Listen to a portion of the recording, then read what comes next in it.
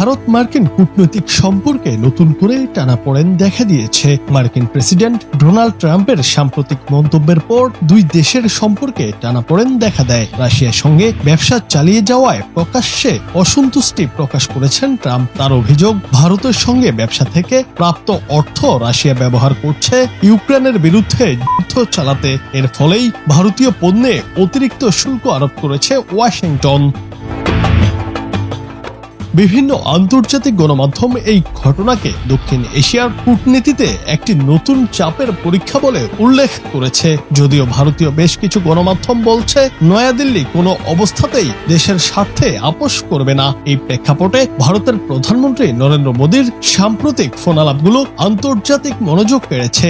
সোমবার ইউক্রেনের president Volodymyr জেলেনস্কির সঙ্গে তার কথা হয়। তার আগে গত সপ্তাহেই রাশিয়ার প্রেসিডেন্ট ভ্লাদিমির পুতিনের সঙ্গেও ফোনালাপ করেন মোদী। পর্যবেক্ষকদের মতে এই দুই শীর্ষ নেতার সঙ্গে পরপর আলাদা আলাদা আলোচনার কূটনৈতিক বার্তা অত্যন্ত গুরুত্বপূর্ণ। আন্তর্জাতিক বিশ্লেষকদের মতে মোদী এই পদক্ষেপের মাধ্যমে বিশ্বকে দেখাতে চাইছেন যে ভারত নিরপেক্ষ অবস্থান ধরে রেখেই উভয় পক্ষের সঙ্গে কথা বলতে প্রস্তুত। যুক্তরাষ্ট্রের শুল্ক নীতি যদিও ভারতের জন্য অর্থনৈতিক চাপ তৈরি করেছে, তবু নয়াদিল্লি আপাতত সরাসরি সংঘাতে না গিয়ে ব্যালেন্সড কূটনীতি অবলম্বন করছে। একই সঙ্গে রাশিয়ার সাথে দীর্ঘমেয়াদী কৌশলগত সম্পর্ক বজায় রাখা এবং পশ্চিমা দেশগুলোর সঙ্গে অর্থনৈতিক ও প্রযুক্তিগত অংশীদারিত্ব চালিয়ে যাওয়া দুটি পথই খোলা রাখছে ভারত।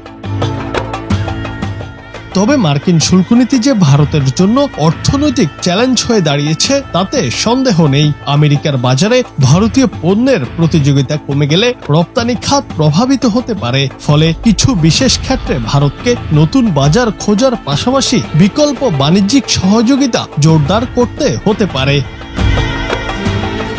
দক্ষিণ এশিয়ায় ভারতের ভূরাজনৈতিক অবস্থান এখনো শক্তিশালী। দেশটি রাশিয়া ও আমেরিকা দুটোকেই গুরুত্বপূর্ণ অংশীদার হিসেবে ধরে রাখতে চাইছে।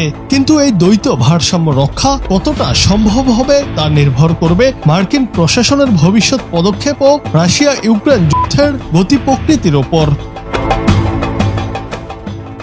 জুনায়েদ আহমেদ, বাংলা টিভি।